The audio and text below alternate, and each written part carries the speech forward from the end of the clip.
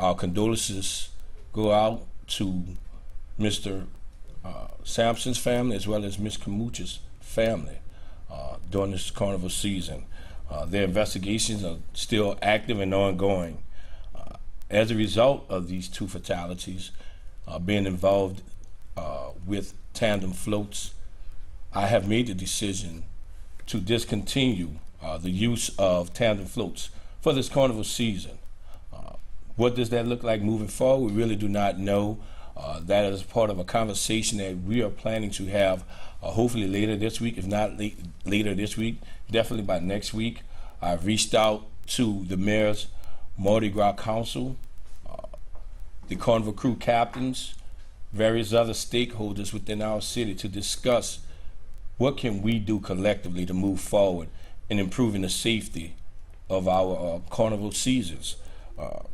I apologize for the decision and how I made it. I won't say I apologize for the decision, but I do apologize for the impact, financial impact that it may have caused any of our carnival crews with this mid-season change. But I stand firm on that decision. I think it was the right decision. I know it was the right decision. And I thank those carnival crews for their cooperation and still being able to put the best free party on earth, the best show in the world. We're still able to do it, although we did move to a non-tandem float parade. Public safety is my number one priority. It is my oath, it is my obligation to ensure the safety of everyone in the city of New Orleans, be it residents or visitors. So when we have this meeting, we're going to have some discussion as to how can we improve that collectively. This initial meeting is just an icebreaker to ask everyone, or at least for us to present to them our concerns, let them digest that. And from there, they can present whatever they would like to present to us as well. And we move forward collectively. What can the carnival crews do better? What can public safety do better? What can our citizens, our constituents, what can we all do better to improve the safety of everyone in the city of New Orleans?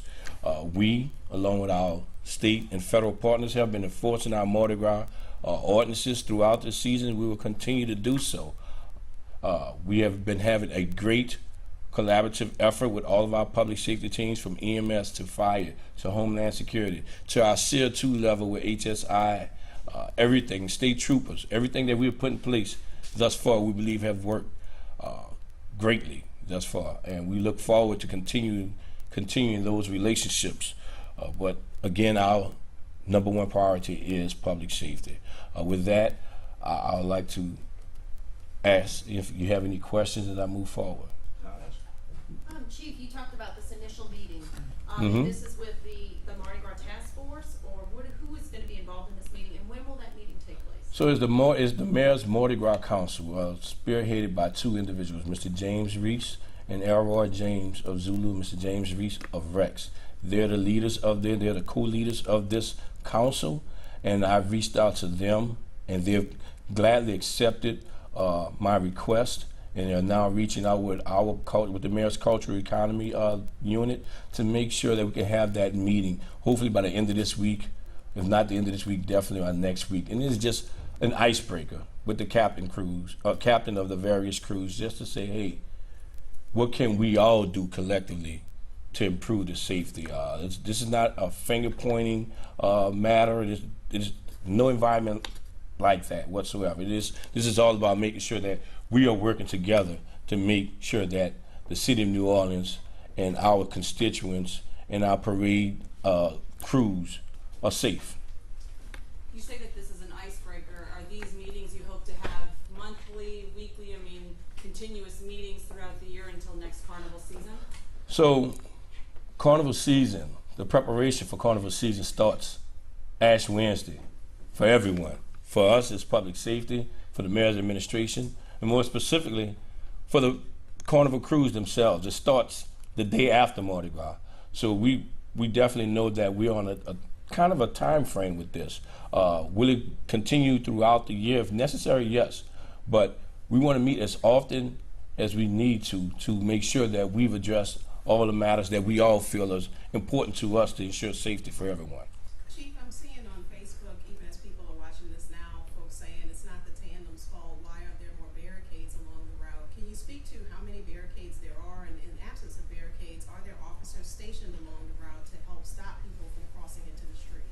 So I will say I do not know if it's tandems, but my decision has been made because tandem floats have been involved in these two fatalities. I would not blame it on the tandem floats. I would not blame it on the Carnival cruise.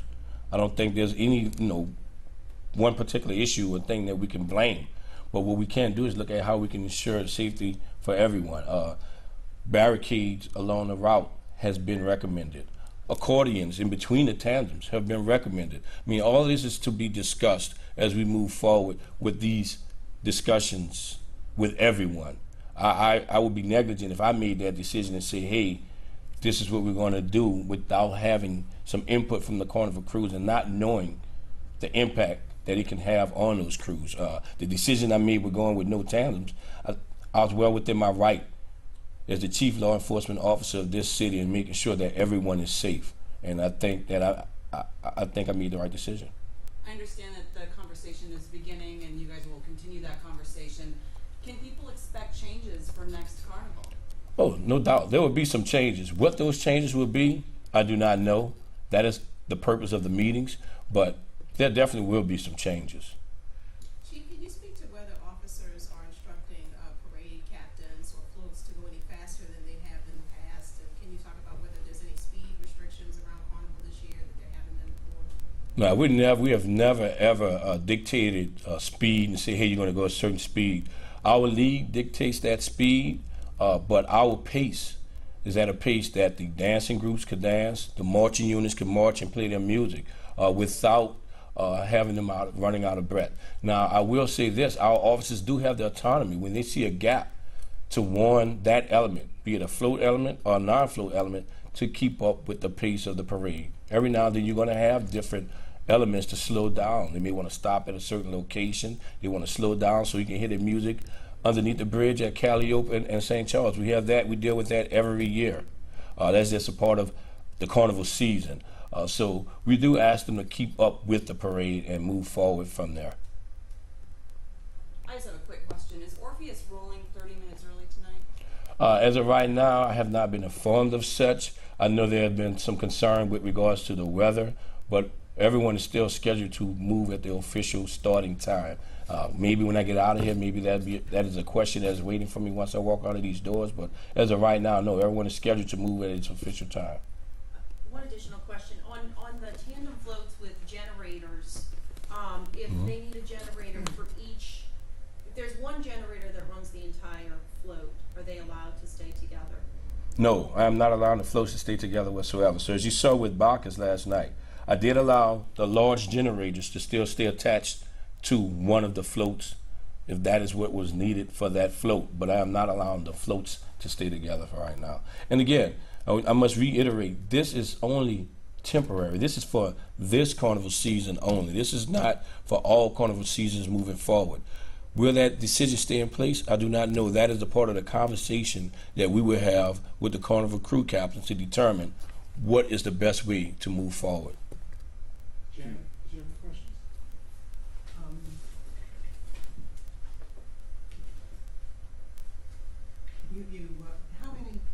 How many miles of the parade routes do have barricades, and how many do not have barricades?